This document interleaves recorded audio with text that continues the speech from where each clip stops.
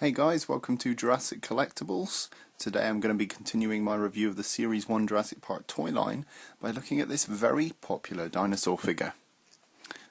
And it's the Dilophosaurus with Dino Strike Venom Spray. Now, this was really popular at the time when the film came out. It was one of those really recognizable dinosaurs from the film, and the paint job on this guy is actually really good for a movie toy. It's very accurate to what we see in the film.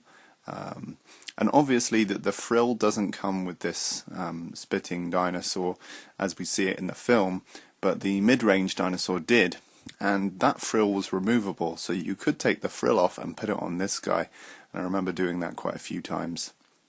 But yeah, a very memorable toy and a very cool action feature, which I'll talk about in just a second. Okay, let's have a look at the packaging.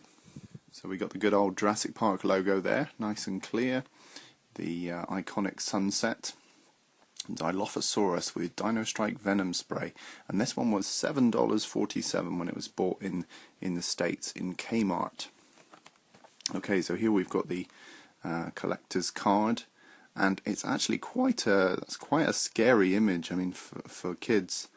I mean, for a toy, it's just quite violent. I mean, the dinosaur is basically grabbing him by his coat, not letting him go. It's got his got him pinned by one leg. Just quite a grotesque picture, really quite scary. And it says "Spitter Dinner." So here we can see the Sculpt, and this was one of two in the affordable range of dinosaurs that had rubber skin. So the Dilophosaurus had rubber skin, and so did this one, and you'll see why in a minute. Wonderful paint job. This one is slightly offset. You can see the paint job is slightly offset, and I think I've seen some better paint jobs on these figures, but still very movie accurate. I mean, you can see there what the Dilophosaurus pretty much looked like in the film, and they've done quite a good job. They've even got the bit of red under its lower jaw there. Now, there's very little articulation in this one. I think only the legs can rotate, and that's because this one's got a water feature.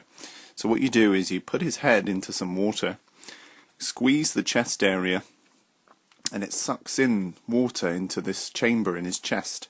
And when you squeeze it again, it spits like it did in the film. And this was a really popular toy because of that feature. Okay, let's have a look at the back. So we got the Jurassic Park logo there, Dilophosaurus with Dino Strike Venom Spray. And here's the instructions so you can see here what I'm talking about. So squeeze and release his side while his head is underwater to fill him. And then squeeze his sides to spray venom. So there you can see a diagram of what I'm talking about. And here the paint job is better aligned. So this is what the paint job usually looks like. So I think this one's not so good, not so lined up, but that's cool. So yeah, that's the action feature. Very cool. I was never a big fan of water spray toys, but this one I made an exception because it's just a great toy, really. I mean, it does exactly what it does in the film, and it's rubbery, so it's got that nice realistic feel, and it just looks exactly like it did in the film, so I remember being very excited when I got this.